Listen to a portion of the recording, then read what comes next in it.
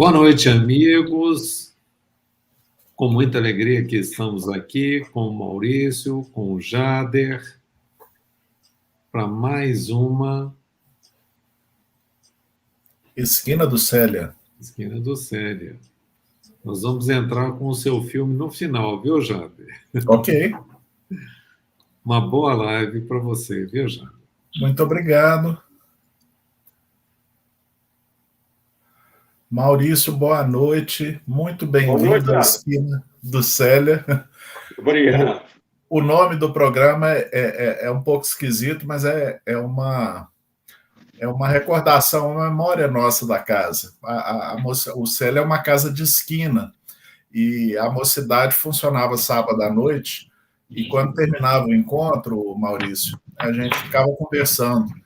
E aí chegava a hora de fechar o centro, a gente ia para a esquina do Célio. Então, é por isso que o programa tem esse nome, que fala muito a nós, que somos o Célia Xavier, né? Mas pode parecer um pouco estranho para os nossos convidados, para as pessoas de fora que estão assistindo conosco. Tá? Seja muito bem-vindo, muito obrigado por ter aceito. Obrigado pelo convite. A sua vinheta vai entrar agora, viu, Jader? Ah, tá bom.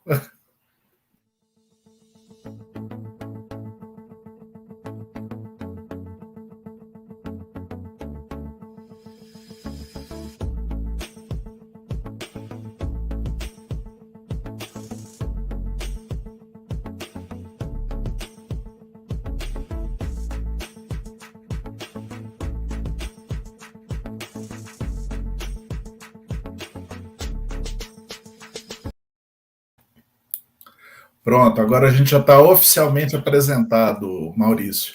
Eu quero agradecer a presença da Angélica, que deu boa noite para a gente, que é de Salvador, da Bahia, que está nos assistindo, a Darcy, da nossa casa, é o professor Roberto.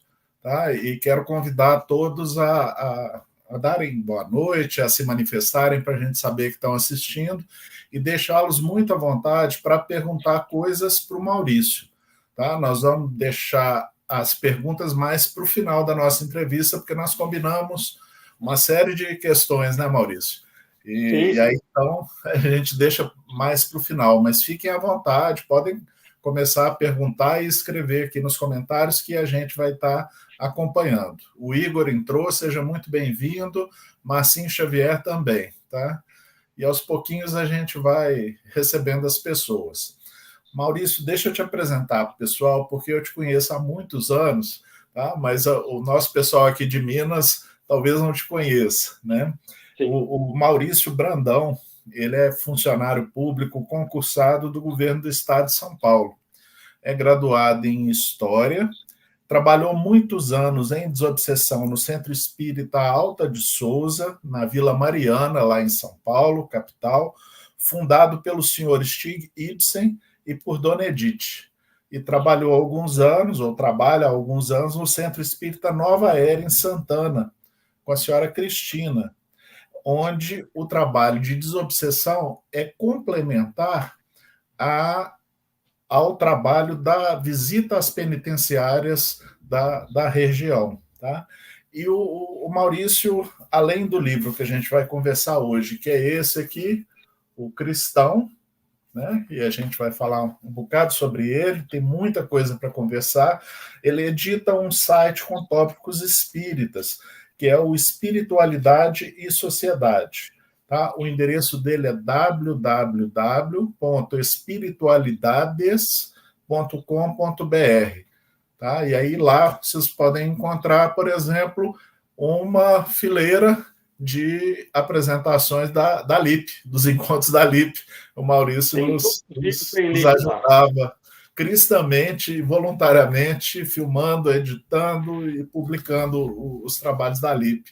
Eu nunca te agradeci, eu quero te agradecer em público, Maurício. Muito obrigado. Um trabalho em conjunto e tem quase 200 artigos seus lá também. Pois é. Eu estou ficando velho, né, Maurício? Estou na sua frente, Vamos lá. Bom, então a gente está aqui hoje para conversar sobre o livro Cristão. Ele é um romance meio histórico, meio mediúnico. ele tem incursões dentro da história, tá? Ele se passa na época em que Paulo se encontrava em Roma, tá? E depois, um pouco, tá? E explica para nós primeiro, Maurício, como é que foi produzido o romance, como é que foi escrito o romance. Lá para os idos de 2004, 2005, Roberto e eu, que é o outro médico que trabalhou comigo, dando todo um apoio para esse livro sair, né? Trabalhávamos muitos anos no grupo de obsessão, e o espírito do Sr. Anselmo, né, dava uma série de orientações, como é comum nos trabalhos de obsessão, além das pertinentes ao trabalho. Com o tempo começou a haver muita informação, muita orientação, muita conversa sobre esse período, sobre algumas informações maiores que queriam passar, alguns exemplos, algumas situações, né? Resumindo um pouco, né? E veio, a partir de 2005, veio a proposta, a ideia dele, de nós trabalharmos esse livro para tentar publicar esta história que seria interessante para o mundo cristão, para o mundo espírita atual. Né? Então, ele deu linhas gerais, grandes linhas do trabalho, né? Principalmente através da mediunidade do Roberto, né? Amigo nosso, né? Deve estar nos ouvindo. Além disso, né? Com o tempo, nós nos preparamos, começamos, o Roberto pegou um resumo, alguma coisa, e a partir do começo de 2006, né? Todo dia, de segunda a sexta, durante meia hora, das 8 às 8h30 da manhã, antes de sair para o trabalho, eu fiquei rigorosamente, né, recebendo informações, lendo, escrevendo, revisando, indo, voltando, né, durante aproximadamente uns 8 meses. Né, recebia, voltava, ficava na dúvida, não tenho, a mediunidade não é tão ampla assim, né, muita coisa vinha, cenas, informações, procurava montar uma sequência, ficava na dúvida, voltava, tirava a dúvida do senhor Anselmo, olha, entendi direito o que foi passado mediunicamente, via uma coisa, e ficamos nesse vai e vem até ter uma primeira versão, lá para o idos do final de 2006, fizemos uma revisão, eu fiz uma revisão, Roberto fez uma revisão, né? Tem até uns pedaços, 2 pregações nos sermões de Paulo, foram ele que passou diretamente desse letra a letra, né? Foi ditado até, nesse caso foi para o Roberto, né? Que recebeu essas informações, né? E deixamos depois, digamos, entre aspas, fazer um repouso. Ó, vamos dar um tempo, vamos posar, passado um tempo, a gente faz uma outra revisão, quando pode ser que, não falaram quando, no momento, esteja um pouco mais maduro para ele ser publicado. Né? Passou esse tempo, e as circunstâncias, histórias da vida de todos nós, né? Conversando com você, depois conversei com o Pedro, você fez a ponte que o Pedro já conheceu, o Pedro tomou a frente da La Satre, a editora La Satre, passamos os originais para ele em 2019, quando ele teve tempo, ele conseguiu ler, trocamos uma ideia, ele começou a fazer uma revisão editorial, algumas linhas, fez uma revisão gramatical, Alessandro Caroli fez uma revisão parcial, tentamos algumas coisas, tá? Para chegar nessa versão final, que foi a versão publicada, né? Eu acredito que essa versão final está um pouco mais madura, um pouco mais arredonda do que a primeira versão, que era assim, o grosso é o mesmo, mas estava um pouco mais quadrada, eles arredondaram, digamos assim, o texto de uma forma melhor, né? Sem mudar conteúdo, mas acertando nesse sentido. Né? Peraí, deixa eu falar sobre essas pessoas todas que talvez nosso público não conheça. O Roberto, que você está falando tão intimamente, é o Roberto Caetano, não é isso? Ele psicografou partes do livro, o nome dele está embaixo de Anselmo e Caio, não é isso? O seu nome está embaixo de Vespásia e Antônio. Isso. O prefácio é do amigo que é citado, faz parte do livro, amigo de Antônio Caio. Ele está desencarnado e ele mandou o prefácio, né? Roberto recebeu esse prefácio. Ok. Né? Além de algumas partes, e recebeu as orientações gerais, assim, prévias do livro, ajudou na revisão, então foi todo um trabalho em paralelo. Então, eu digamos que, da minha parte, falou 4 mãos encarnadas, fora as várias mãos encarnadas que participaram, que é um trabalho conjunto, eu diria isso. Ok, as mãos do pensamento desencarnado. Me diz uma Isso. coisa, Maurício, eu até não coloquei aqui na lista, mas você falou do seu Anselmo. Você pode falar alguma coisa sobre esse espírito orientador? Ele não me deu essa liberdade para falar muito, mas sei que é uma certa estatura elevada, tanto que ele foi buscar as respostas de Paulo, ditou, esclareceu. Sei que ele até aparece no livro Mensageiros do Ciclo, numa citação, numa frase, mas eu não tenho aqui comigo agora. Pode falar, posso passar depois, né? Mas Sim. ele não quis assim se realçar muito nesse sentido, não é? Mas sei que tem um conhecimento muito grande nisso. Tá bom. No geral. Bom, vamos voltar então para o nosso roteiro aqui, o Maurício. Um personagem muito importante do livro é Paulo de Tarso, não é isso? Certo. Como é que você compara? Você mesmo me disse que ele não é um personagem principal, né? O personagem principal do livro é Antônio, talvez Cibele, né? Os dois personagens assim de impacto, mas como é que você compara esse Paulo de Tarso, tá? Personagem do cristão, com o personagem do livro ditado por Emmanuel Chico Xavier, Paulo Estevão?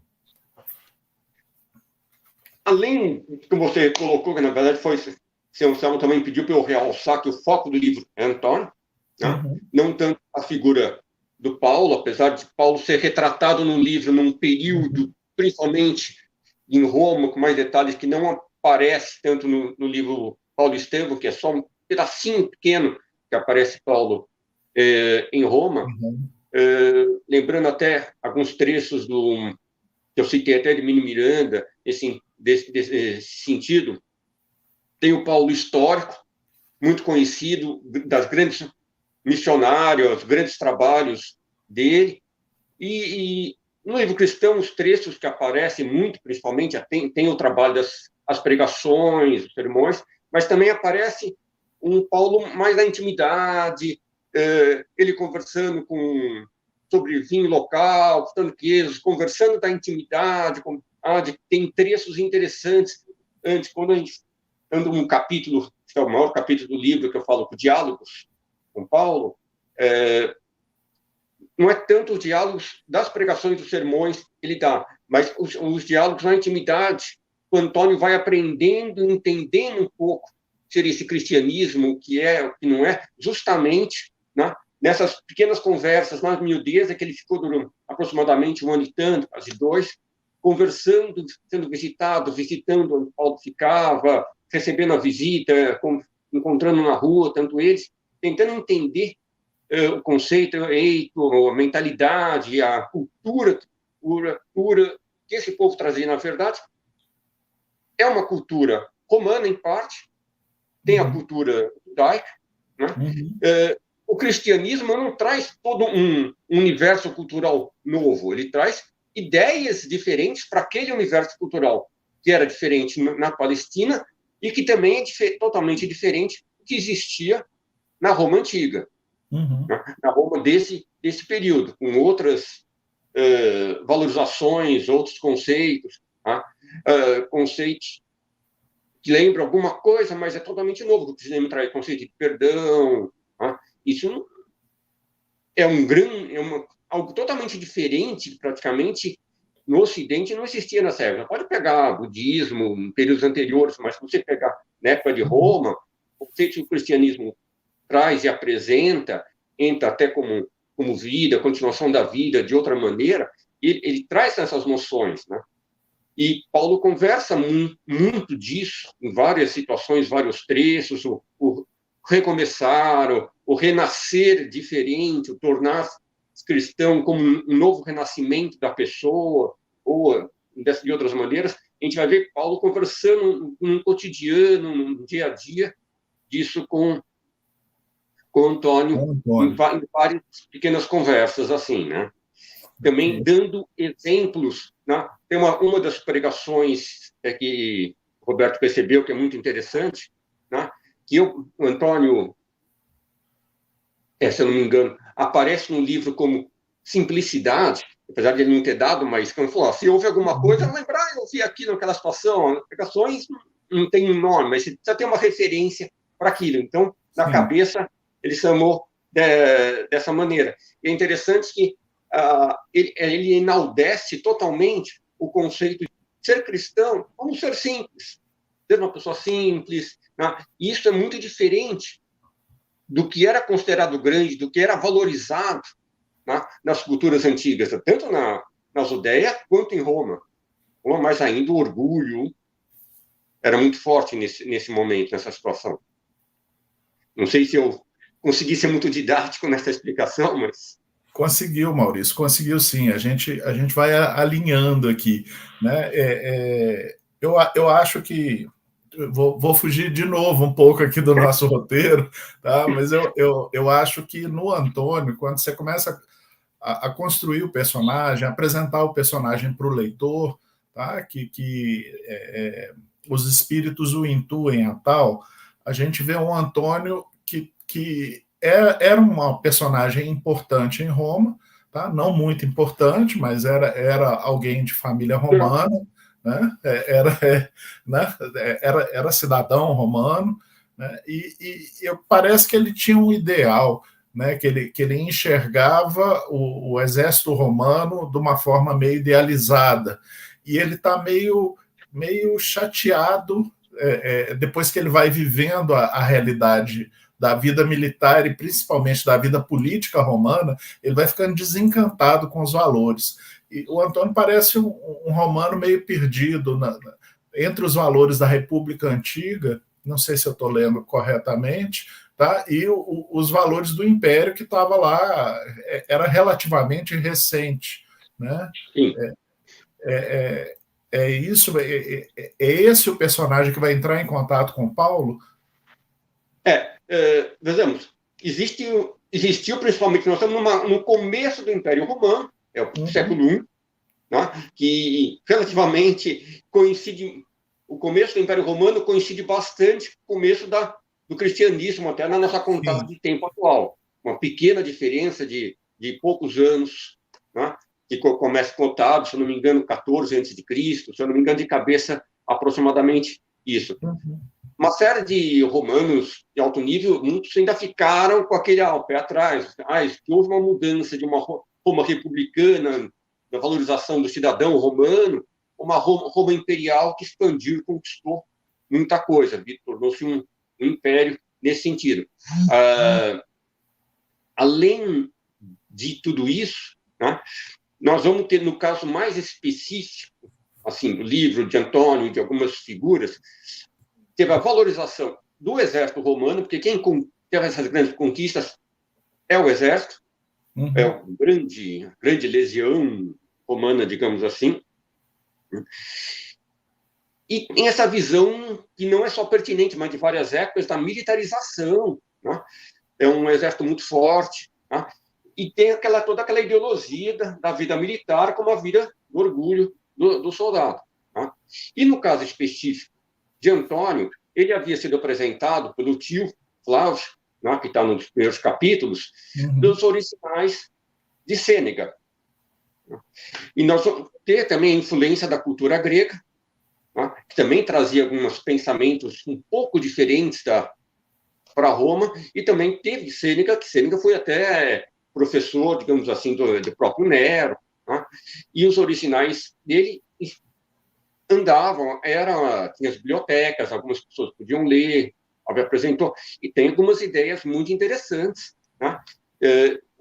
Não separei aqui, mas sei que existe, se alguém quiser encontrar. Sêneca chegou a conhecer Paulo até. Teve um pequeno trecho que eles se encontram. Então, Antônio também não o conheceu pessoalmente, mas não está isso no livro, mas as ideias dele foram passadas de alguma maneira pelo seu tio Flávio, né? E que ele conheceu. Isso também influenciou ele, passar a ter várias visões. Tem aquela paixão pelo exército palesiano, aquele orgulho, né, de ser a pessoa basicamente como um filho legionário romano, realmente de um alto cargo, né, que era um cargo alto, ao mesmo tempo uma maneira diferente, começar a ser cutucado, né, e ver um pouco diferente. Algumas ideias de cena, alguma coisa, ajudou ele a entender um pouco mais as ideias cristãs, de uma certa maneira, para tanto, né? Ou seja, você trabalhou com 4 universos diferentes, né? Você trabalhou com o universo da cultura romana, o universo da cultura grega, que chegou à romana através de Sêneca, né? Com o universo da cultura judaica, propriamente dita, que aparece um pouco menos, né? E com o universo cristão, né? Que é o nosso interesse e o nosso ponto de contato com o espiritismo hoje. É isso? Não houve a intenção de se aprofundar nesses universos. Seria o que mais interessou, acredito que é somente a vida de Antônio, que mais interessou é justamente o universo da cultura cristã, que está num crescendo, vai crescer, vai ser com o passar do tempo, mas os outros universos estão em volta.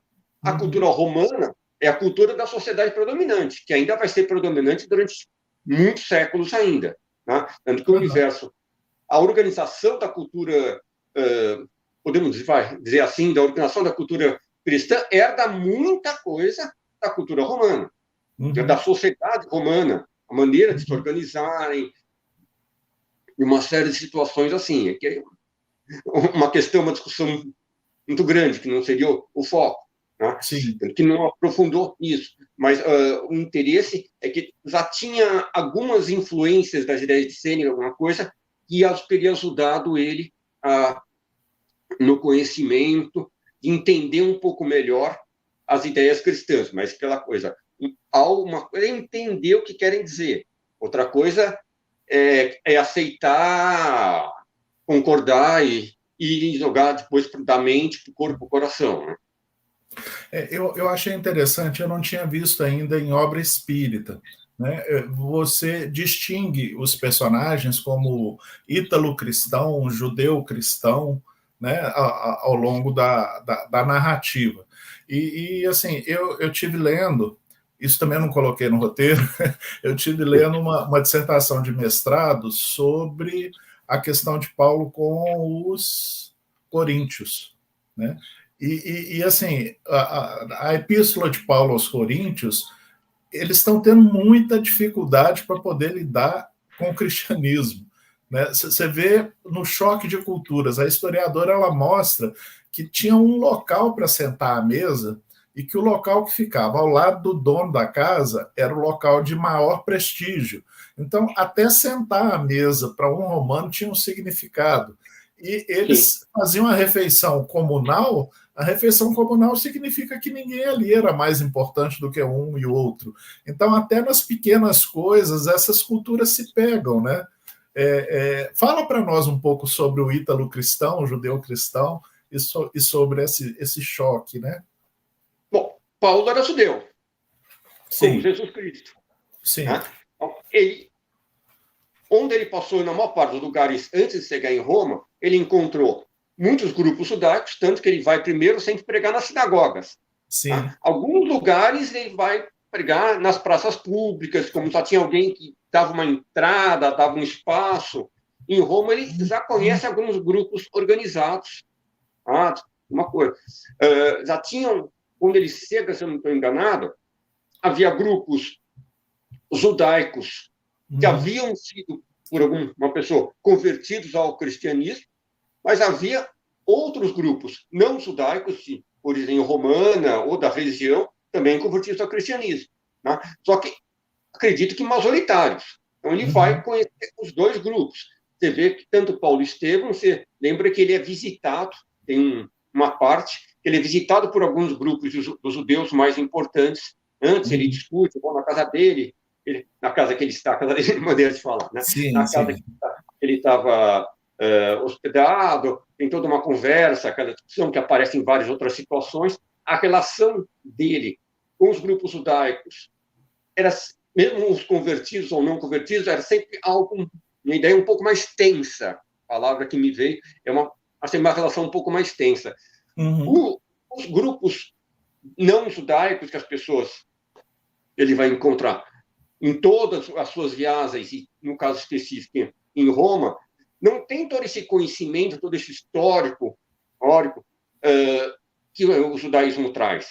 O judaísmo, até hoje, ele tem toda uma espera no Messias, tem todo o povo escolhido, a coisa. Os romanos não tinham isso. Eles eram povo escolhido porque eles conquistaram o que eles conquistaram na marra no exército.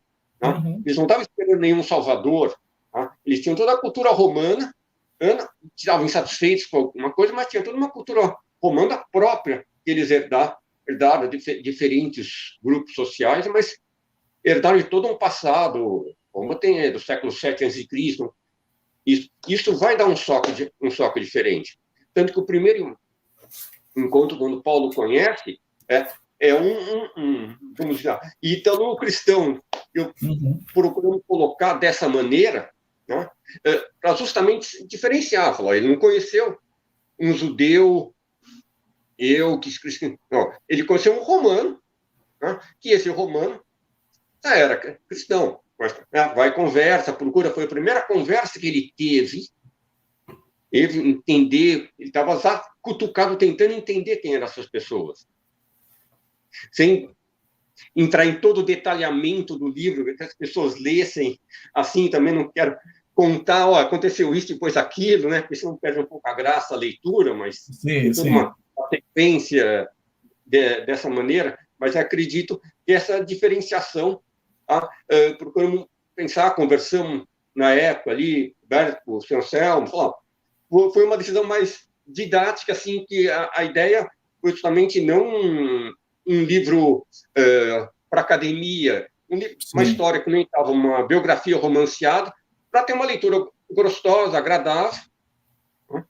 Todos pudessem ler nem procuramos detalhar tanto, o livro não ser tão volumoso, tá? Mas ser gostoso de ler, ser mais tranquilo para ler, e ter uma notinha, outra de rodapé, uma coisinha, mas para facilitar a compreensão do momento histórico, do período, em que contexto aquilo tudo acontece.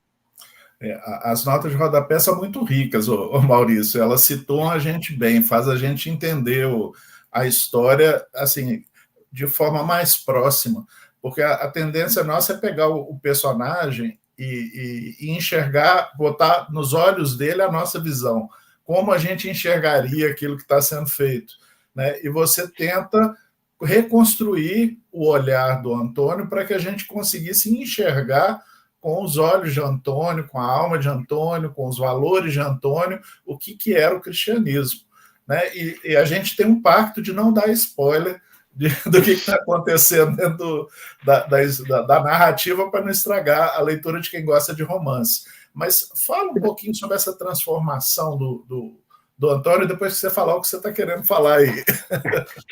Logo depois do prefácio, não tem problema, porque não seria um spoiler, logo depois do prefácio do Caio, tem uma pequena introdução que é justamente da construção do livro.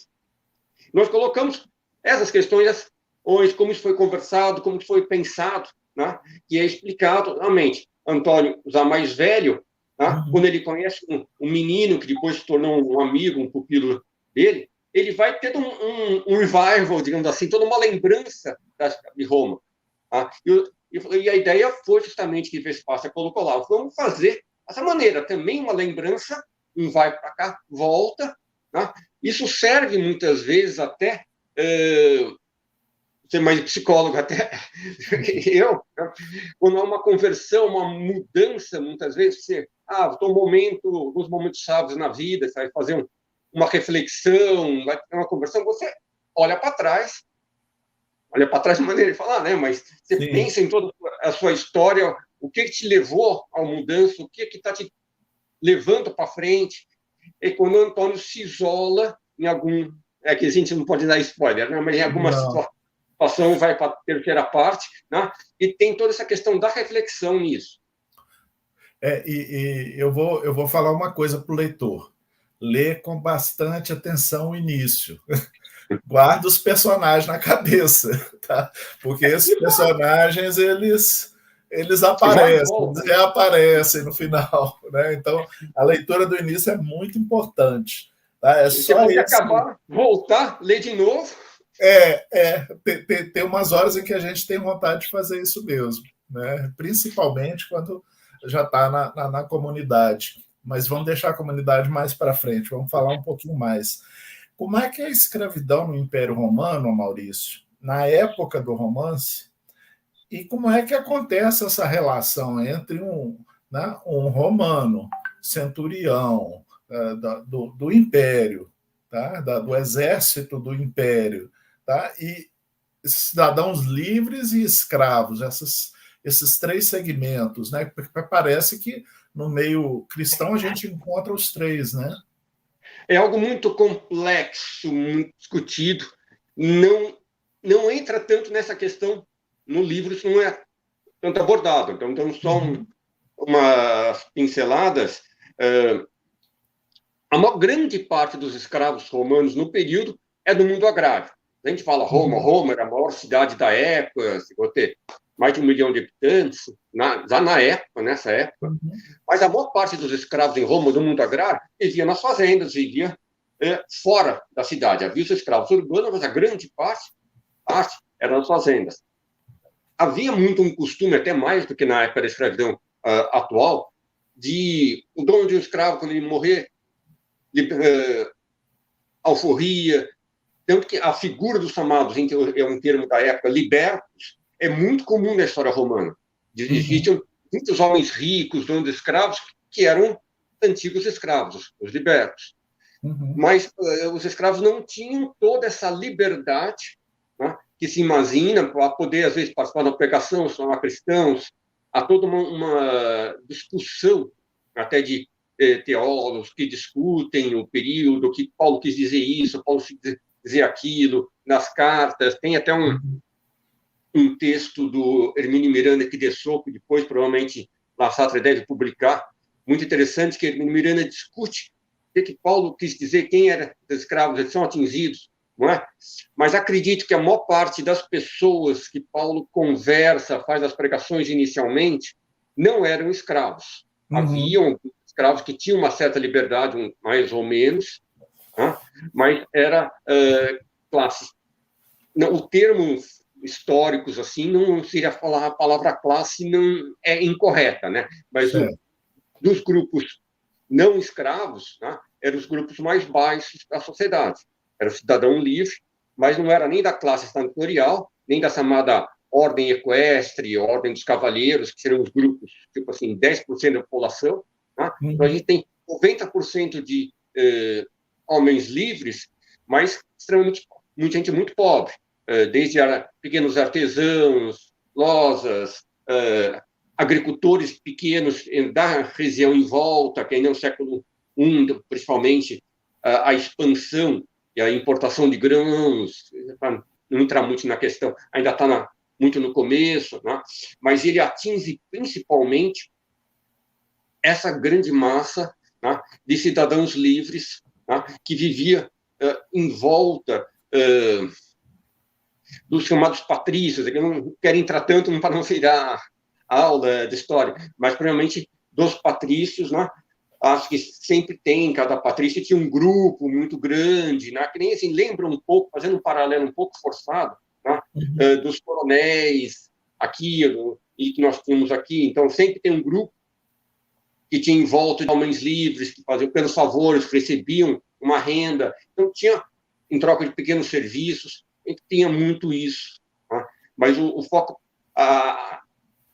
ele não atinge as aspirações de Paulo nesse período, principalmente os escravos. Eles tinham, o cristianismo chega nos escravos com o tempo, no passar, na média do século II, III, mas principalmente quando ele passa a não ser a religião oficial, mas principalmente no século III para o século IV, né? Ele já é permitido, que as perseguições diminuem no final do século III, começo do século IV, principalmente, que aí ele vai começar a atingir tudo, mas aí já fica uma outra história. Sim. Muito para frente, quando alongar tanto. Eu fiquei tocado, foi com os escravos da casa de Antônio, né? Alguns dos quais até ele alforria.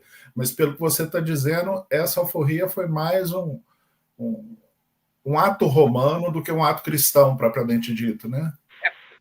Paulo, digamos, perdão, Antônio por si, ele tem essa atitude dúbia. Ele fez uma ação que muitos romanos cidadãos com dinheiro muitas vezes faziam quando estavam mais velhos, para alguns escravos. Tinha essa alforria, tanto que o liberto era muito comum. Né? Ao mesmo tempo, Antônio também é influenciado já pelas conversas com Paulo, pelo que ele conhecia e por ter visto, né, as suas próprias escravas, a quem ele tinha mais confiança, ouvindo ou conversando sobre o cristianismo sem eles saber. Então, ele tem essa influência dupla, vamos dizer assim, mas a questão da alforria dos escravos, principalmente nas casas, nas principais casas, assim, era algo relativamente comum, que acontecia muito. Uhum. O que me veio à cabeça, que é quase dessa época, um pouquinho depois, né, foi Flávio Josefo, né, que é um dos grandes historiadores judeus da história, né? Ele foi levado como escravo, né? Ele era escravo, eu não lembro se foi bem de Tito, eu não lembro quem foi o conquistador que o levou, mas ele, o general, era um general, né? E ele o alforriou, né? Sim, tem muitos casos. Vou começar a pesquisar, jogar na internet, procura, vai ter uma série de exemplos de escravos libertos romanos conhecidos, tem muita informação disso. E o Flávio Josefo conhecia a história de Cristo, pelo menos, né? Ele não era cristão, mas ele sabia o que tinha acontecido à época, né? Ele escreve sobre isso. Bom, na questão 11 eu perguntei aqui, a sensação de estranhamento de um romano, criado para ser militar e cidadão importante no coração do império, ante o cristianismo, está sempre presente nesse livro. Essa, pelo menos, foi a minha impressão como leitor. Como você vê esse estranhamento diante da mensagem do Cristo hoje? Tá? Será que a gente se acostumou ao Jesus burocrático, vamos dizer assim, das igrejas? Ao Jesus que os jovens lá da comunidade, né, Fratello, né, tentaram pregar e tal? É o que nós conversamos até esses dias, é algo muito complexo e, infelizmente, também muito atual. Por isso que eu acredito que pode até ser considerado com pequenas variações, mas muito atual. Né? Nós temos um Jesus figura construção histórica, um Cristo, que nem Hermínio fala, e um Jesus pessoa, ser humano, ao mesmo tempo, como uma coisa que Paulo também, como uma construção histórica, várias interpretações de Paulo, ser humano. Mas Cristo, basicamente, Jesus principalmente, era um ser humano. E antes de qualquer coisa, o que me corrija se eu estiver falando besteira, mas quando você pega a Bíblia realmente para ler, o que mais chama atenção, o que mais emociona, são os grandes exemplos que ele dá nas parábolas, em algumas outras situações. Tá? Isso realmente, tá, que é o cristianismo, que realmente atinge, tá, a toda a população. Tá? A questão do perdoar 70 vezes 7, outra face, e a série de parábolas. É isso que vai atingir, tornar-se diferente. Realmente, aquela questão do nascer de novo. Tá? E não ser isso burocraticamente, não ser uma coisa robotizada. Tá? Mas, essa dificuldade, e aí, vamos ver, todo o livro do Antônio passando por tudo isso no livro inteiro, é algo, acredito que totalmente atual, porque hoje em dia 99% das pessoas, pelo menos no Brasil, nascem cristãs, pode ser de uma religião espírita, católico, eles nascem cristãs, mas uma coisa é você ter aquele ambiente, aquelas normas sociais, pode fazer isso, aquilo. Outra coisa é comportamento, outra coisa é sentimento enquanto pessoa.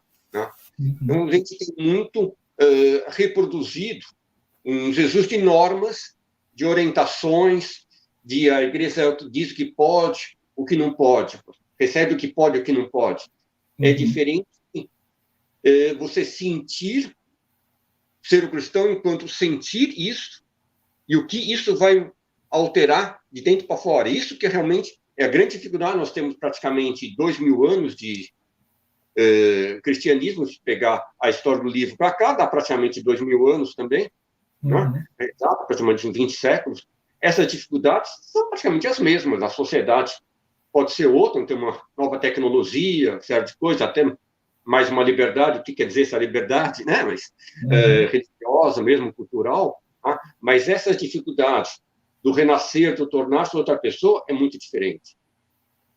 Não sei se eu consegui explicar um pouco essas ideias, essa dificuldade.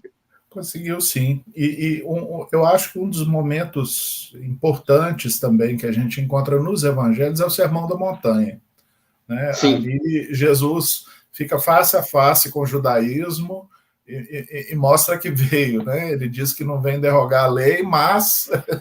e depois do mas, ele reconstrói um monte de coisas. Né? E no seu livro, parece que o Antônio consegue uma cópia do Sermão da Montanha, ou Paulo, não sei. Tá?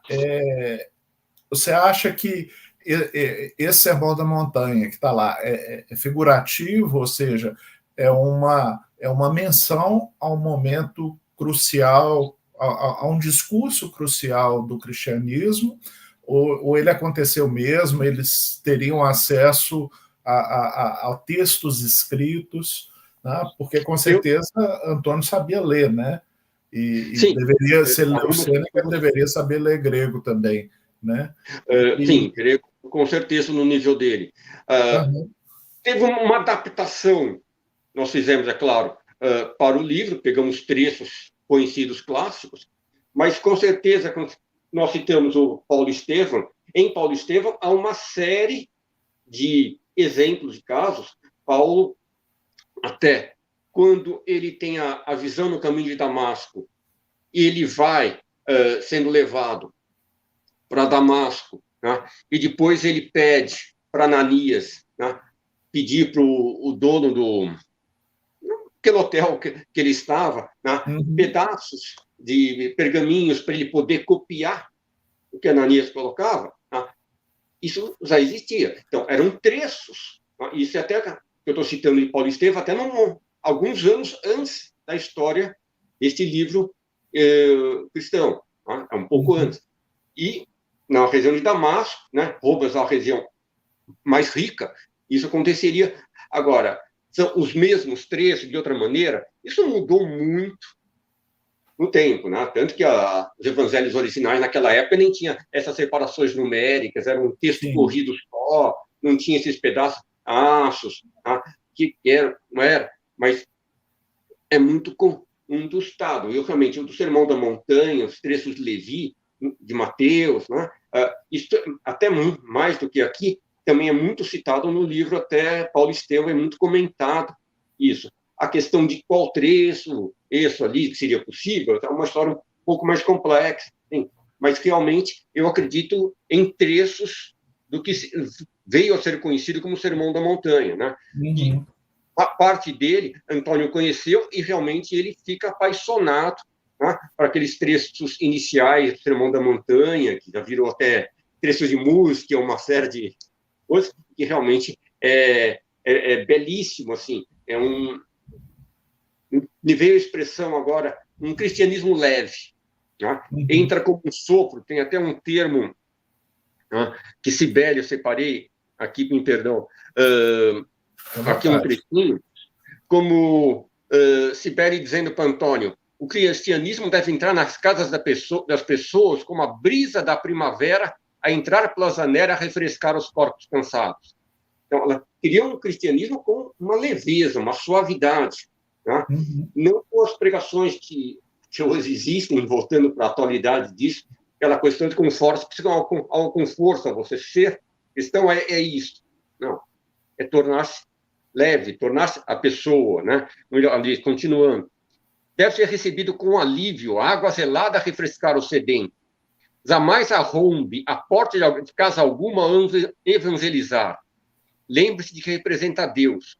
o que disse por seu filho, que amemos uns aos outros, não nos recomendou a nos impormos a ninguém. Eu queria que as pessoas, isso não tem isso muito em Paulo também, apesar de ser um grande pregador, ele pregava muito também, como Jesus, pelo exemplo, muito mais do que pelas palavras. Né? Isso que Cibele queria pregar, nós temos na terceira parte exemplos que a Valsa, que não quero dar spoiler, mas ao contrário, e depois desse exemplo ela coloca isso, conversa muito isso com o Antônio. Uhum. Tem que ser algo natural, gente. Tem que se mostrar, exemplo, tem toda uma mentalidade, uma cultura atrás, mas ao mesmo tempo é principalmente com ser gentil, ser uma pessoa diferente, ser a leveza, isso. Esse diferencial que realmente é o fundamento disso. Ok. Maurício, você está falando do Hermínio, deixa eu explicar para as pessoas. O Hermínio tem um livro chamado As Marcas do Cristo, né, que foi editado pela Federação Espírita Brasileira, né? Então, são 2 volumes. No primeiro volume ele estuda Paulo de Tarso, e no segundo volume ele estuda Martinho Lutero, e faz um estudo perguntando se Paulo poderia ser Lutero. Essa é a polêmica ao redor dos livros, mas ele faz uma viagem ao centro de Paulo, né? Ele busca Paulo, né? Nunca vi ninguém tão assim ávido, né, de conhecer Paulo como o Hermínio nesses livros, né? Bom, eu fiquei pensando, quando você fala, porque você tinha o pergaminho, né, que era uma espécie de um papel, e você tinha o couro também, que as pessoas escreviam. Então, é bem possível que fossem mesmo trechos, né, Maurício? Porque você não tem como carregar. Você imagina feito de couro, você escreve um texto, enrola, né? Você precisaria de, sei lá, uma carroça para carregar os textos que vão formar o Novo Testamento, né? Mas então seriam fragmentos. O Hermínio, no Cristianismo, a Mensagem Esquecida, ele fala em logium, ou logia, que seria o plural, né? Que são pequenas frases que vão ser justapostas, né? Colocadas juntas. Por isso que nós acreditamos que a Bíblia, o Evangelho, ele foi algo montado no decorrer dos séculos seguintes. Os 3 foram montados, mesmo se pegar não só montagem dos 4 evangelistas, mas o que é específico de cada um deles também foi montado, com certeza, nisso. É que a gente não tem todos esses detalhes, não, mas acredito que foram trechos e que foi montado dessa maneira. E aí eu até entendo Emmanuel, né? No Consolador ele fala para a gente não se ater muito à forma, né? Para a gente ir buscar aquilo que há de comum, né? Porque é possível, eu já vi teólogos fazendo análise assim, comparando o Evangelho de Lucas com o Evangelho de João, por exemplo, um sinótico com o Evangelho de João. E ele dizendo, o Evangelho de João foi escrito para os gregos, ele começa com uma frase que é uma frase meio cristã, meio grega, que é no princípio era o verbo, né? E os gregos vão falar que no princípio era o caos. Então, eles vão encontrando essas filiações, mas eu acho que os autores estão todos falando de Jesus, né? Eu acho que é isso que o Emmanuel manda a gente buscar, né? A essência do que ele quer passar. Se ele for discutir letra por letra, realmente... Aí a gente perde, né? Você citou esse outro livro do Hermínio, o próprio título do livro, A Mensagem Esquecida. Cristianismo, a Mensagem Esquecida. Discutimos as letras, que forma que foi, mas esquecemos da mensagem do Cristo. Isso, vamos passear no livro, vamos para a terceira parte, o Villaggio Fratello Gesù, né? Vilarejo dos Irmãos em Jesus. Ele existiu mesmo ou ele é uma ficção? Foi que me passou, até confirmei, me deu letra por letra, Anselmo, especificamente, daí foi por curiosidade minha, depois eu perguntei se poderia colocar como rodapé, colocando como rodapé, um pequeno vilarejo aos pés de uma montanhas afastadas de Roma, e me deu até o nome perto da cidade, uma pequena cidade. Depois eu entrei no Google Maps por curiosidade e coloquei, existe essa cidade chamada Sora, na Itália, você pode colocar, uma pequena cidade, um vilarejo, montanhas secas, toda aquela região. Falou, era ali perto. Ele não entrou na questão da cidade, da origem, nada. Ó, só localizou geograficamente, né, onde que ficava. Hoje, de carro de Roma até lá, seria um pulo. Provavelmente não deve dar um pouco mais que 1 hora, alguma coisa. Mas naquela época era algo diferenciado. Sim. Eu cheguei a olhar também, o Maurício, a região do Santo Anselmo, sabe? Mas não é aquela não, é outra, é um pouco mais longe. Eu saí à busca, mas não encontrei conexão ali. Bom, o que eu queria que... Eu acho que isso é a parte mais importante da nossa conversa. Nós estamos indo para a parte das perguntas, se houverem perguntas, tá? Sem dar spoiler, né? Como a gente combinou, qual é a mensagem dessa história e o que ela nos diz nos dias de hoje?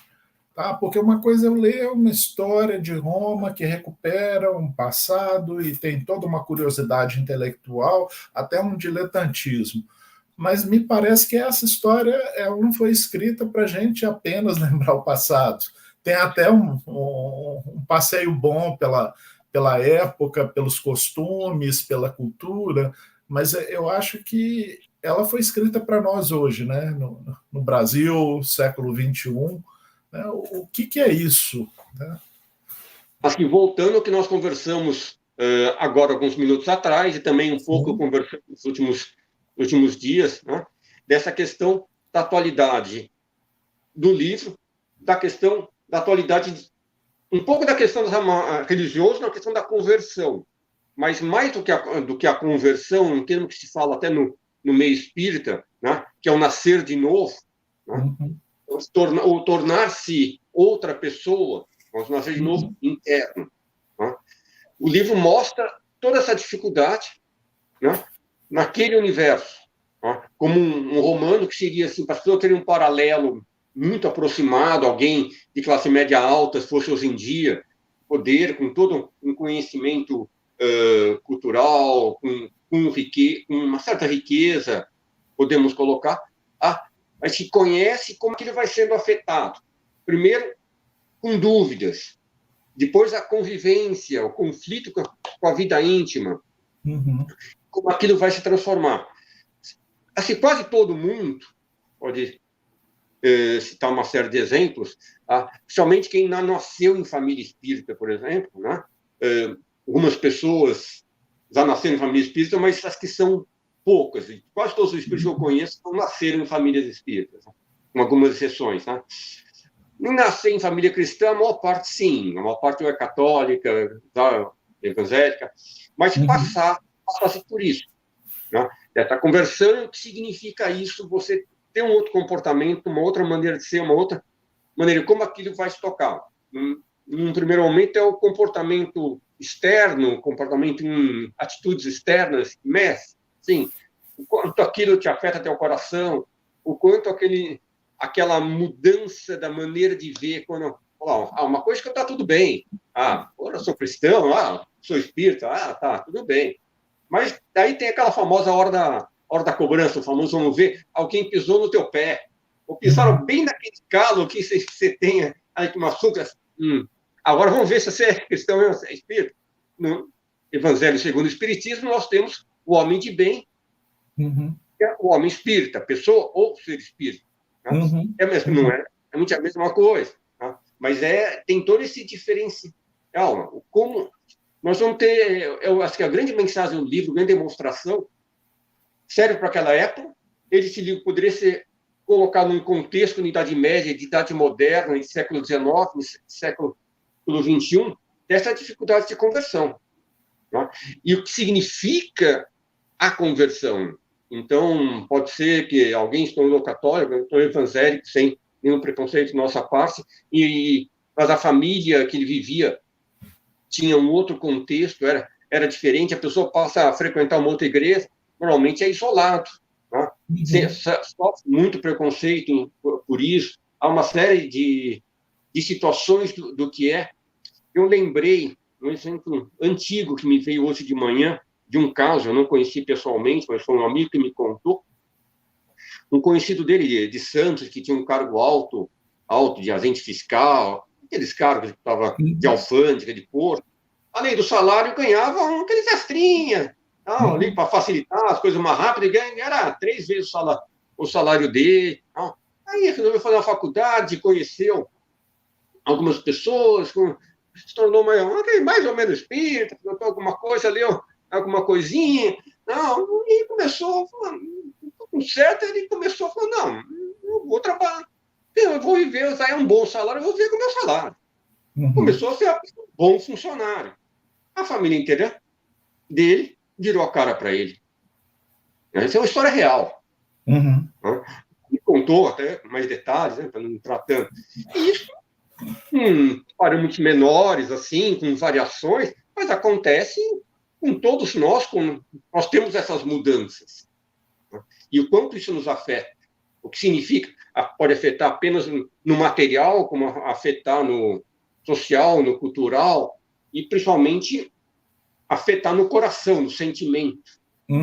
E tudo, tornar-se cristão, tornar-se espírita, é algo que tem que passar pela mente, a fé raciocinada, mas principalmente pelo coração, pelo sentimento. Não adianta eu saber interpretar, eu sei todo o Pentateuco kardeciano, as versões da Bíblia, as mais variadas, mas quando aperto o calo, eu vou dar a outra face e vai ser o tapa na outra face. É nas situações que é diferente. Isso é bem Paulo, né? Ainda que eu soubesse a língua dos anjos e dos homens, sem amor eu nada seria, né? É bem Paulo falando de Jesus, com certeza. Antônio fica surpreso que uma das coisas mais difíceis dele é a questão do perdão. Até hoje, a mensagem do cristianismo do perdão, eu acredito que é uma das coisas mais difíceis para todo mundo. É a questão do perdão. Você vê muito Antônio, em vários trechos do livro, com essa dificuldade de entender o que quer dizer isso. Sim, sim. Para mim é difícil, Maurício. Eu vou te confessar em público aqui. É difícil. Sim. Quando me pedem para falar do perdão, eu já sei. É porque eu preciso pensar mais. Eu preciso aprender mais um pouco. Eu sei que é para mim, não é para os outros. Né? Até falo sobre o tema. Tá? Mas é sempre mais para mim do que para os outros. Porque não é uma coisa fácil, né? Não é uma coisa imediata, né? Tem inúmeros trechos comentando isso no próprio Evangelho segundo o Espiritismo, em livros, vários trechos, livros variados de Emmanuel, comentando dessa dificuldade. Você não precisa matar o que não gosta, mas não vai lá. Sim. Tenta ver o que é possível. Sim. Voltamos até conversamos disso hoje. Se eu não consigo amar meu inimigo, eu vou tentar não esfaqueá-lo, de repente, na próxima vida. A gente tenta diminuir essas arestas. Né? Então, é o tornar-se cristão, tornar-se espírita, tornar-se uma pessoa, antes, mais do que isso, que é tornar-se um ser humano. Nesse conceito de ser humano, eu gosto de entender, de falar, né? Ser um ser humano, entender o outro como outro ser humano também. Maurício, tem uma colega nossa que é psicóloga espírita, dona Maria Júlia Nunes Pérez, que você deve conhecer pelo nome, pelo menos, né? É de São Paulo e tal. Eu estava lendo as coisas dela, né? Aí ela tem uma frase que é espetacular. Ela está falando da terapia, da clínica para os psicólogos. E ela fala assim, quando nada der certo, quando nada funcionar, só o perdão funciona. Ela fala desse jeito. Na verdade, é de uma profundidade, né? É de uma profundidade, né? Pelo menos, tipo assim, o perdão como objetivo, como ideia. Eu quero conseguir, eu não consigo agora, eu vou tentar não me vingar. Aí é um primeiro, ótimo. É um primeiro passo. Na próxima, a gente consegue um pouco mais. Parece que o perdão diz respeito ao outro, ao inimigo, mas o perdão ele diz respeito a gente, sabe? Ao nosso interior, ao que a gente permite. e não permite. Né? O perdão é uma coisa muito profunda, muito difícil, mesmo para nós, psicólogos, espíritas, século XXI, sociedade brasileira, que é uma sociedade de direitos, né? Muito diferente da sociedade romana da época. Eu fiquei lembrando de alguns espíritas de hoje, o Maurício, que eles têm advogado uma volta a Kardec, mas às vezes advoga uma volta a Kardec, uma volta a Kardec, a letra de Kardec. Então, eu lembro de uma pesquisa minha sobre o cristianismo primitivo, que eu estava lendo os autores da igreja cristã primitiva, né, dos primeiros 3 séculos. Eu publiquei qualquer coisa e o meu interlocutor, que eu não sei quem é, também que escreveu lá no blog, ele ficou indignado de eu estar escrevendo sobre Pedro e de eu estar escrevendo sobre um momento da vida de Pedro, e de eu estar procurando algo de histórico, algo de humano nesse personagem. Tá? Ele dizia que sobre moral basta o que está escrito no Evangelho segundo o Espiritismo. Isso não é, de uma certa forma, ser fariseu, Maurício? Ele que me perdoe porque eu estou falando ao vivo, né? Mas eu também não sei o nome, não sei quem é. Mas me veio até dizer que é até triste. Eu considero até triste, porque mais que eu falando, como o termino diz, a questão comportamental, mais do que a letra, a gente aprende com os exemplos. A importância com Jesus nas parábolas, com Paulo nas cartas, mas também no livro Paulo Estevão, dessas questões, é o exemplo, a maneira de ser. E hoje em dia nós podemos olhá-los, tá, como escritores, tá, mas para mim, pessoas que passaram muitas vezes um conhecimento oral, tá, mesmo textos de Pedro, na verdade, não sabemos realmente se Pedro mesmo escreveu, os outros escreveu, quem escreveu, mas discurso oral dele, mas também como seres humanos, como pessoas. Antes de tudo, acredito até, olhá-los como pessoas. Porque não adianta eu imaginar Jesus, uma pessoa assim, um nível super alto, mas muito alto, mas está muito longe. Tá? Tanto por isso a questão do livro. Eles quiseram retratar uma pessoa muito semelhante a nós atualmente. Sim. Então, não é, é uma pessoa, eu, como você, como ele. Então, toda essa reflexão, essa dificuldade que acontece, você pode pegar um paralelo para a vida de hoje. Isso mesmo. Dessa questão sentimental, isso, ver o ser humano. Deixa eu passar pelas pessoas que já apareceram aqui. Você está super disputado, viu, Maurício? Tem a Ivone Mendes aqui de BH, a Eliane Mônica de Floripa, a Solange Vaz, tá? A Alcione Reis de Albuquerque, que é nossa amiga daqui, tá? Mas que mora à distância que a Fratello ficava lá de Roma, ela mora de nós aqui. Tá? Humberto Cerqueira está falando dos 3 rios, tá? No Rio de Janeiro, fronteira de Rio com Minas. Tá? O Elton, o Tom, né? Está falando de Montes Claros. Tá? O Vladimir está falando de São Bernardo do Campo. Olha só, seu pessoal é espalhado por aí. Patrícia, Ariadne, tá? A Solange concordou com a gente que perdão e auto-perdão é muito difícil, e a Alcione te fez uma pergunta. Tá? Pergunto, sua opinião sobre o motivo da mensagem cristã, outrora leve, achei tão bonito, ter se tornado tão pesada. É realmente algo difícil. A gente pode começar toda uma explicação histórica, não ficar horas que daria um seminário, mais aí até um curso disso, passaria por todas as transformações históricas. Mas tentando se restringir ao máximo, usando até como base o livro. O cristianismo cega, mas ele vai herdar a cultura, a mentalidade da sociedade em que ele vive. Então, o romano vira cristão, ele lê sobre o auto-perdão, mas ele continua na sociedade romana. A maior parte dos que viram cristãos, fora os realmente um grande testemunho para a arena, pessoas de muita fé, ele continua com toda aquela mentalidade, com toda aquela ideologia, e nós vamos ver isso se reproduzindo século a século. Nós vamos a igreja, enquanto instituição, ela vira igreja oficial, ela cria o quê? Normas de comportamento. Então, você vai tornar aquilo, porque está escrito que você tem que ter tal atitude. Então, passa a ser uma disciplina. Ser uma coisa... Aí é o grande passo, grande transformação, digamos, para pior, é quando transforma-se numa disciplina. Então, você tem as normas, só faltam assim, os 10 mandamentos com aquelas normas. Você faz isso pode, isso não pode.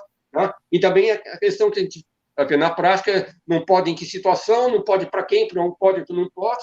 Não, naquela questão pesada, até chegar na igreja medieval, com toda essa herança que teve para cá, que, na verdade, quando a igreja se burocratiza mesmo, quando se torna religião oficial, igreja romana, principalmente, já no final do Império Romano do Ocidente, século III, século IV, V, ela já se burocratiza e vai se tornar a igreja que nós vamos ter na Idade Média e que é muito semelhante à igreja que nós temos hoje.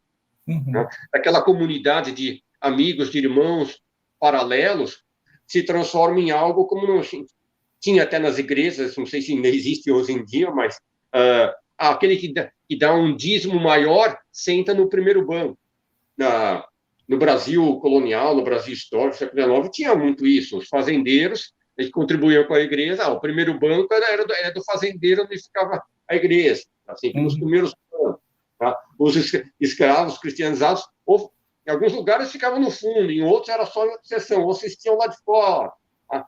Tem toda uma hierarquia que não tem nada a ver com o cristianismo real. Isso não tem nada a ver, absolutamente nada a ver com o cristianismo. E aí nós temos algo extremamente pesado. Não é o cristianismo que foi passado. Eu não tem nem Jesus, muito menos Paulo, nada nisso. É só discurso de disciplina e normas. Maurício, a gente está em Minas Gerais, né? Então, aqui pertinho fica Ouro Preto. Então, existia competição entre os ricos que frequentavam uma igreja e os ricos que frequentavam outra. Aí a igreja do Pilar ficou cheia de ouro. Era uma demonstração de poder. Né? Vila Rica, Tiradentes. Tem cidades, assim, em Tiradentes, em São João del Rei, em que tinha a igreja dos escravos. Geralmente, tadinha, era uma igreja pobrezinha, simplesinha, tá? Que os escravos faziam para ter um espaço, para ter um local onde pudessem se encontrar, já que não seriam aceitos, né, nas igrejas importantes das cidades, né? O cristianismo ele perdeu a refeição comunal, né, e se tornou de acordo com o status, né, da posição que a pessoa ocupa dentro da sociedade, né? É isso. A Alcione pode ler Quando o Nosso Mundo se Tornou Cristão, que fala exatamente disso, Maurício. O Império Romano se apropriando da instituição igreja, a princípio com uma certa sedução, e depois ele mostra as garras e vai usar a igreja como instituição para controle da população romana, né? A religião se torna instrumento para poder. Para político, isso. Isso realmente, até na micropolítica, no dia a dia, na miudeza, aquele pequeno poder, e aí, quase que podemos dizer, quase que acabou. Né? Sim. Porque se torna algo obrigatório. Não é algo semente, não é algo que vem de dentro, não é algo feito com delicadeza, não é algo feito com carinho. E religião tem que ser algo justamente que nem Sibeli falou, aquela brisa suave que entra, talvez a seu coração, e com delicadeza que ele vai entrando. Isso, Maurício. A Alcione escreveu aqui, um retorno. A legislação perde-se historicamente a Deus íntimo para um Deus pré-determinado. Né? O Wander está nos assistindo, o Wander também é estudioso do cristianismo primitivo, psiquiatra, nosso amigo aqui. Tá? Bem-vindo, Wander, bem-vindo ao senhor, bem-vindo todos que estão participando aqui conosco. Maurício, passou voando, já são 9h15 quase, tá? Nós estamos conversando, o papo ficou bom. Explica para o pessoal, né? primeiro, onde que eles compram livro, né? E onde que a gente pode encontrar o cristão? Eu acho que ele não vai achar em todo centro espírita, né? Agora, com a pandemia, a maior parte das casas espíritas está com os centros fechados para público, aquelas pequenas livrarias, grandes partes, infelizmente, está com aquela pequena livraria que tem em todo o centro, está fechado. Não seria mais fácil. A nossa está aberta, tá? Que bom, que bom. Mas, tanto na distribuidora, na BN, eu sei que tem, e principalmente no site da editora La Satra, que faz um trabalho maravilhoso de divulgação da obra do Hermínio Miranda, dedicação de livro seus. Também nós temos na editora La Satra, é fácil encontrar, para colocar na internet fácil, editora La Satra, tá? E colocar lá o livro, você encontra facilmente, onde o contrato tinha colocado até um link ali, mas é muito fácil encontrar. Deixa eu dar o endereço, é www.lachatre.com.br. Aí depois é só escrever cristão lá no instrumento de busca que aparece o seu livro. E o precinho está legal. Eu olhei hoje, não está salgado, não. Está bem doce. Não, o Pedro Camilo está fazendo um trabalho maravilhoso de divulgação, o trabalho da editora La Satre, que não está fácil manter viva uma editora nos dias de hoje, um trabalho de divulgação. Então, vamos tentar ajudá-lo o melhor possível. O trabalho que ele faz é muito importante. Lá em Portugal, esteja nos ouvindo, vai ouvir se não conseguir ouvir agora, que lá está bem mais tarde, né? Ele vai nos ouvir amanhã, ele vai estar ouvindo. Amanhã cedo, né? Com certeza. Maurício, está mais difícil a editora espírita sobreviver a essa pandemia do que cristão sobreviver àquela época, sabe? Em que os imperadores não gostavam muito dos cristãos, né? Está realmente bem difícil. Nesse sentido, ficou bem difícil. A gente entende, mas como lojas de uma série de lugares acabaram fechando, por precaução, obrigatoriamente, alguns centros estão com os grupos mediúnicos só para os frequentadores, abertos só para os frequentadores dos grupos mediúnicos, mas estão fechados para o público em geral, por precaução. A gente compreende. Esperemos, né, se Deus quiser, nós merecemos que ano que vem, todo mundo vacinado, que consigamos ter um retorno para a situação dos trabalhos públicos, das palestras públicas, que realmente enriquecia muito a confraternização entre as pessoas, a troca de ideias, a pequena livraria que sempre trazia obras diferentes, que é muito importante. É muito bom falar com você aqui, à distância, trazê-lo, mostrar para todo mundo, mas estar ao vivo, pessoalmente, é muito melhor, Maurício. Tomar café junto, tá? Não tem preço. Tá? Não é o foco da nossa entrevista, mas é a última pergunta que eu queria te fazer. Tá? A Angélica Sá está elogiando Pedro Camilo, grande Pedro Camilo. Tá? Esse livro que você editou, ele apoia alguma instituição, algum trabalho espírita? Principalmente o grupo de um amigo, que ele não está aí, mas eu vou divulgar depois, que se chama Grupo Beija-Flor, né? Que ele é conhecido pelo site dele, se chama Site Amigo, www.siteamigo.com, sem o BR, e faz um trabalho de assistência social em São Paulo inteiro, no estado, até fora do estado de São Paulo, há vários anos. Né? Nós nos conhecemos, trabalhamos juntos, lá no Centro Espírita Alta de Souza, do Sr. Stick, né? E foi um dos primeiros divulgadores do Espiritismo em São Paulo, a livraria Boa Nova, na antiga Rua Aurora. Foi o primeiro distribuidor espírita que teve no Brasil, foi o que o Sr. Stig fundou, na Rua Aurora, em São Paulo. Tá? E nós começamos esse trabalho lá, e o trabalho que o Eduardo faz com o site amigo, o Grupo Beija-Flor, é muito rico.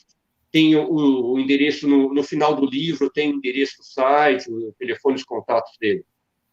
Legal, bom saber, Maurício. Você falou da editora, da Boa Nova, eu lembrei da conversa que a gente teve durante a semana, tá? O livro Os Luminares Tchecos. Você participou da equipe que escreveu a parte histórica, né, da apresentação do livro, né, de Rochester. Né? Esse livro trata de John Hus, de Jerônimo de Praga. Né? É um livro muito bonito, muito, muito bonito. Uma leitura mais difícil, o Rochester é maravilhoso, Tá? Recomendo todo o livro. Esse livro ainda pode ser encontrado na ABN, que a ABN comprou a antiga livraria Boa Nova, tá? E a ABN de Catanduva ficou com as obras. Esse livro foi editado pela Dona Edith, depois do falecimento do seu Steve. E, na época, hoje em dia, ele sai ainda pela ABN, e é uma obra, em termos de obra histórica, muito interessante. E nós fizemos um pequeno prefácio, que teve a ajuda de outras pessoas, tem os nomes de todos na contraparte, tá? E trabalhamos a questão, são poucas páginas, não me lembro agora, a questão Kardec e Jean Rus, né, que teria sido, quem teria... Então, a gente vai trabalhar essas fontes que nós pesquisamos. É interessante, é um livro que eu recomendo para todos também. Mas é uma história belíssima. Em matéria de cristianismo, é também um mergulho no cristianismo. Né? Parece que de tempos em tempos surge alguém no meio cristão para lembrar da gente do conteúdo da mensagem. Né? Francisco de Assis, na Itália, né? Jean Hus, na Boêmia, né? da época, Kardec na França. Né? E você vê que Jean Hus, ele, supondo sendo Kardec, ele tem a encarnação como Jean Hus pouquinho antes de Lutero, Sim. que na ideia, no estudo de Hermínio Miranda, seria teria Paulo. sido Paulo reencarnado. São poucos anos que separam um do outro. Sim, sim. E um influencia o Hus, acaba influenciando o pensamento de Lutero também, né? Certo. Isso Maurício, é muito muito obrigado. Uma história longa. A gente não pode entrar nisso, não. Fica para uma próxima. Numa próxima a gente conversa com mais calma aí. Tá? Muito obrigado por ter aceitado o convite, muito obrigado por estar aqui conosco. Eu que agradeço. Tá? Seja muito bem-vindo. Sucesso com o livro. Tá? Sucesso com a mensagem do livro. Nós estamos precisando dessa mensagem. Okay? Muito obrigado. Você quer fazer um encerramento ou falar alguma coisa para as pessoas? Deixo para vocês aí e deixo essa parte para vocês aí. Fique à vontade. Tá joia. Tá? Gratidão a todos que participaram, gratidão a todos os que verão também o nosso programa. Parreira, passa a palavra para você fazer o encerramento. Ok, Jader. Muito agradecemos ao Maurício, né, e ao Jader. Né, eu acho que foi muito interessante. Agora é comprar o livro e ler, né, Jader? Vale a pena, viu, Bahia? Né? Eu estou nos finalmente do livro, não terminei de ler ainda, não. Estou doido para terminar aqui para encerrar o livro. Estou na parte emocionante. Ok. Muito obrigado, viu, Maurício, por estar aqui conosco. Eu que agradeço. E agradecemos ao público que esteve aqui conosco e quem vai assistir no domingo, hoje mais à noite. Um grande abraço para todos. Um bom fim de semana. Boa noite a todos. Muito obrigado. Boa noite. Boa noite.